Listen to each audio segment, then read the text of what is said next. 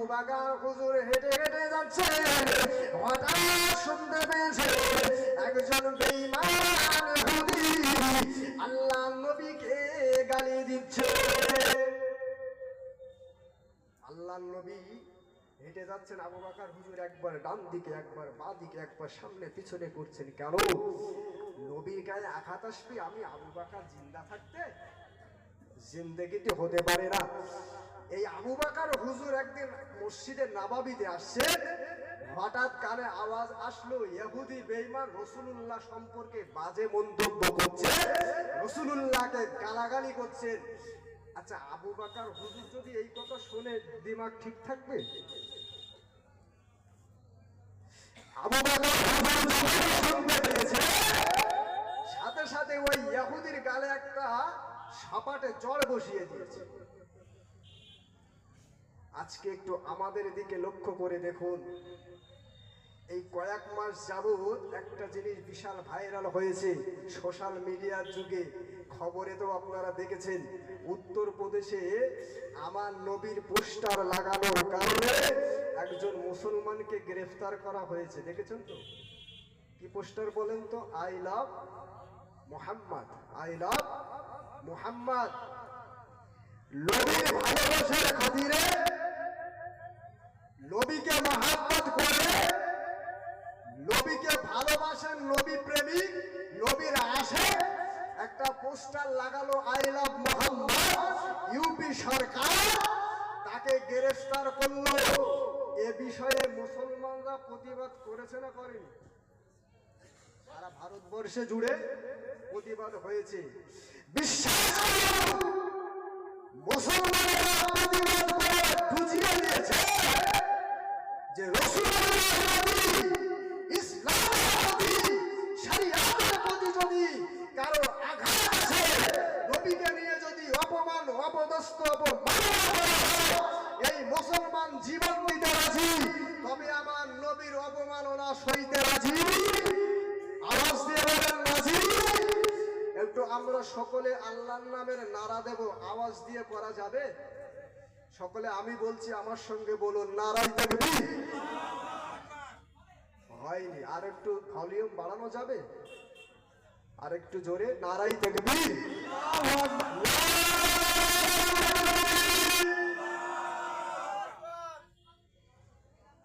এই নবীর ভালোবাসা, এই নবী প্রেমিক। কালকে যদি মিছিল হয়, মিটিং হয়, সেখানে হাইয়া হাইয়া করে চিল্লে কারা গো? হ্যাঁ, আমি ওদিকে যাচ্ছি না, পার্টি ফাটির বিষয়ে আমি জ্ঞান ধারণা রাখি না, ও বিষয়ে আলোচনাও করি না। তবে মুসলমানেরা নবীর কথা বললে গলা দিয়ে আওয়াজ বেরো না কেন? আপনার আওয়াজে গলা ফেটে মরে যাবেন, জান্নাতে চলে যাবেন। কারণ তাকবীর হচ্ছে কার নামে? আল্লাহর নামে তাকবীর। আর একটু জোরে সোরে দেওয়া যাবে, নারাই তাকবীর। I love, I love, I love. মুসলমানেদের মাথা মস্তক কেটে যাবে, তারপরে মুসলমানের বাচ্চারা নবীর অপমান অপদস্থ সইতে পারে না। কারণ আমরা হলাম সব নবী প্রেমিক। কি গো, কথা ঠিক না ভুল?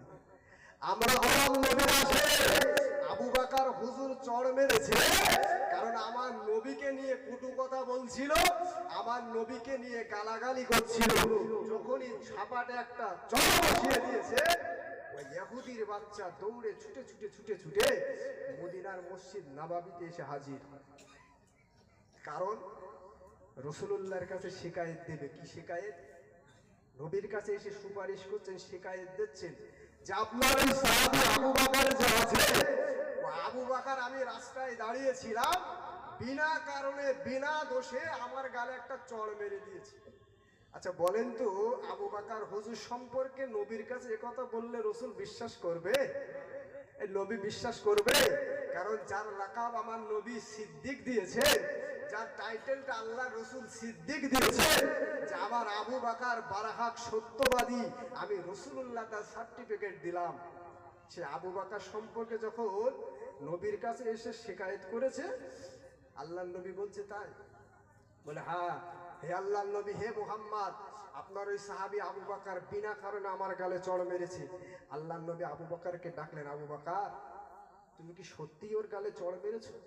না ইয়া রাসূলুল্লাহ, হাবিবাল্লাহ, আমি ইচ্ছা করে ওর গালে চড় মারিনি। ইয়া রাসূলুল্লাহ, হাবিবাল্লাহ, আমি আবু বকর যখন আসছিলাম, আমি আবু বকর যখন আপনার ওই নূরানি চেহারাটা দর্শনের আশায় আসছিলাম, আমি আবু বকর যখন আপনার ওই চাঁদ মাখা মুখখানা দেখা আসছিলাম, আমি শুনতে পেলাম ওই ইহুদি আপনার সম্পর্কে বাজে মন্তব্য করছে, আপনার সম্পর্কে গালাগালি করছে। আমি আবু বকর সইতে পারিনি, ওর গালে চড় মেরেছি। ইহুদি বলছেন মিথ্যে কথা, আবু বকর যা বলছে সব মিথ্যা। আল্লাহর নবী বলছেন, আবু বকর তুমি যেটা বলছো সত্য মেনে নেব, তবে এর কি কোনো প্রমাণ দলিল আছে?